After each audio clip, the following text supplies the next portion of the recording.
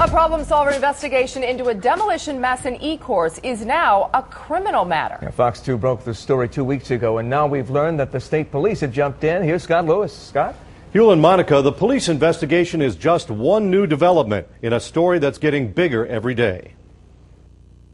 You got it wrong again. Well, tell me how I got it wrong.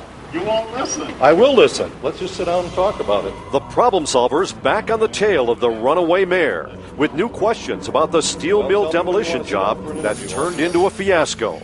You've got quite a criminal past. I don't have quite a criminal past. You full of Why the city hired a crooked contractor named Tom Carter to do the job. Did you ever check to see why Carter went to prison? Questions about Carter's performance bond, an insurance policy that turned out to be worthless.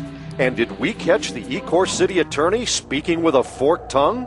The deeper we go, the more this thing smells. I'll lay it all out for you in a minute. Right now, let me tell you how our problem solver investigation has triggered a criminal probe. I didn't know it till later, but while I was dogging the mayor at City Hall last Friday, state police were at the site of the old steel mill. They showed up at the guard shack with a search warrant and snatched a computer holding weigh scale records.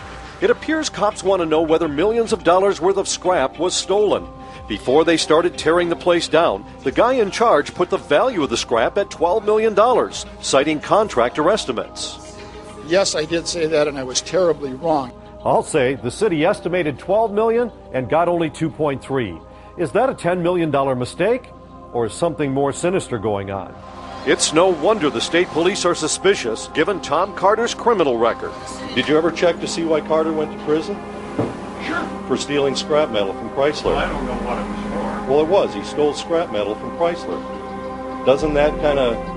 Wait. You should check everyone in the demolition business. Please. Come on, Mayor. They can't all be as bad as Tom Carter. The $10 million scrap discrepancy is only part of it. Carter's subcontractors are suing, claiming he stiffed them for over $500,000. He left the job unfinished and tons of debris behind. Worse yet, he dumped even more rubble on the site, concrete from houses he tore down in Ecorse. Now that's the focus of a second criminal investigation. That's right, the DEQ checked those piles of concrete and found asbestos mixed in.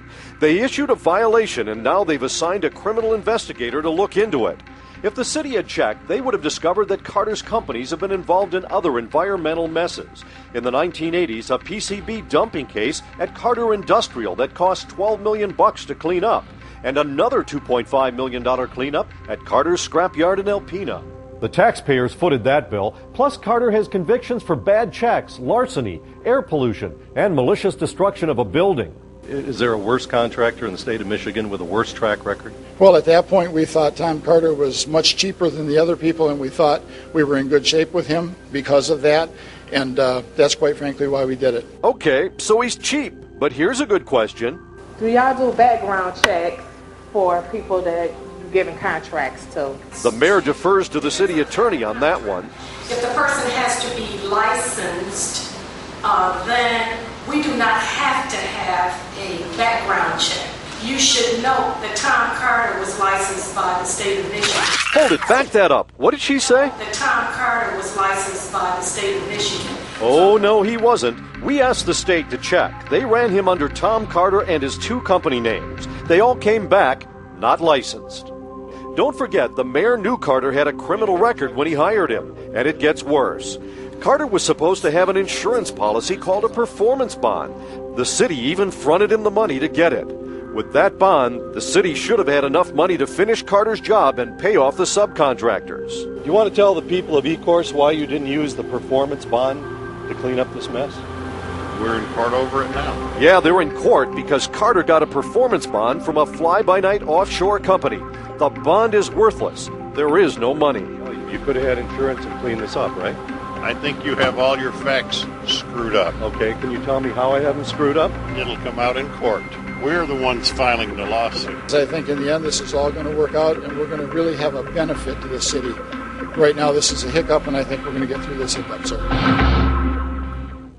A hiccup? The job isn't finished, the insurance is no good, lawsuits are flying, asbestos needs to be cleaned up, and there are two criminal investigations? That's some hiccup. The people of Ecorse deserve better. Yep. And Scott, right now the mayor still will not sit down with you one-on-one. No, he's not willing to do that, and I've asked him a couple of times.